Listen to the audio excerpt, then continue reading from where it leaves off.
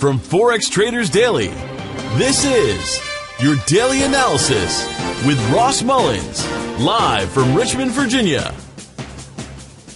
Hello everyone, this is today's video analysis for August 2nd, 2016.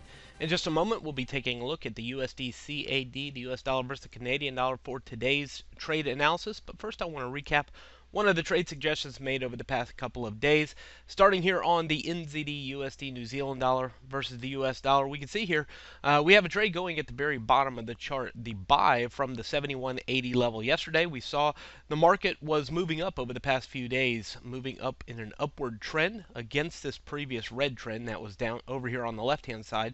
Moving up, we saw the pattern within the trend where the market kept falling, finding support, and then yesterday once again we fell into support, and it gave us an opportunity to go long here on the currency pair, currently sitting 35 pips as it rallies into the resistance zone, the green shaded area. A couple of things to think about: if you're in the buy, protect profit. You should move your stop to break even or better. I've already moved mine into 5 pips profit, my stop loss, so I can't lose on the trade. You should also consider closing some profit now that we've reached the green shaded area in the 72.20 or so level. The next thing we're looking for is the breakout above this green zone and the potential continuation towards the pink shaded area at 72.95, 7300. So that's what we're watching for today. No guarantees of that because we are at resistance. If it bounces back down, not too hard to see it coming back down towards the blue zone. So a couple of things to think about. If you're in the buy, protect profit, close some profit maybe here at the green zone, wait for it to break through the green zone to go all the way back to the pink zone. If you're not in the buy, you really don't want to buy it right now. Only two reasons to buy it. It goes back to the blue zone or breaks above the green zone.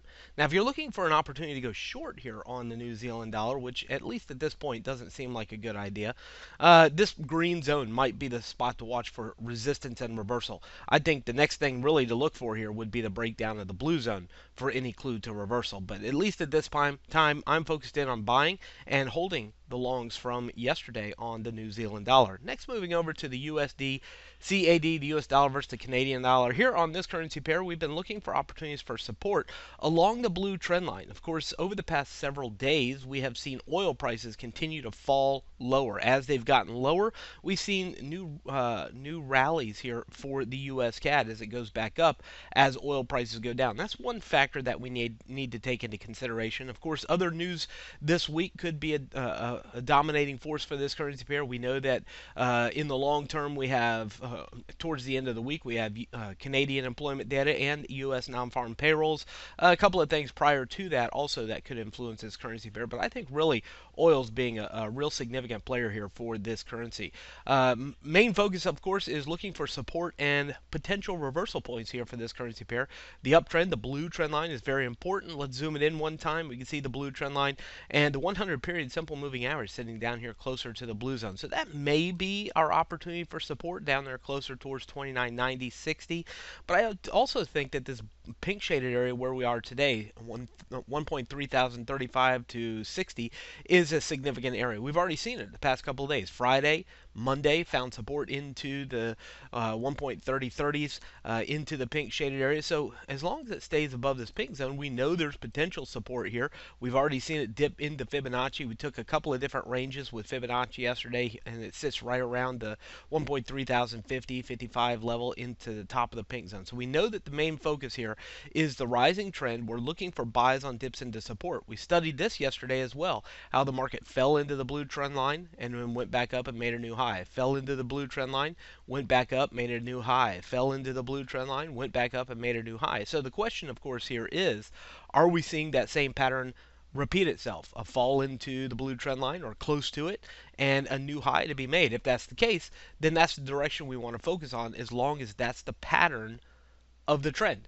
And only if the pattern of the trend changes do we look for selling opportunities. And I think that doesn't happen until it breaks down through the blue trend line, the blue shaded area, then we may look for it to go back down again. But for the time being, I'm looking for support and potential opportunities for a reversal for this currency pair to go back up, knowing that it could be as deep as the blue zone. I've already looked for a small buy here into the 1.3060 level. Stop loss, of course, should be appropriate, probably below the low here that you see on Friday. Targeting back to the yellow zone would be a good idea, and of course, if it can get above there, clearly the target is the green shaded area above the yellow zone. We've already seen that happen before, and anything above that, we might see the new high in the pattern of this trend.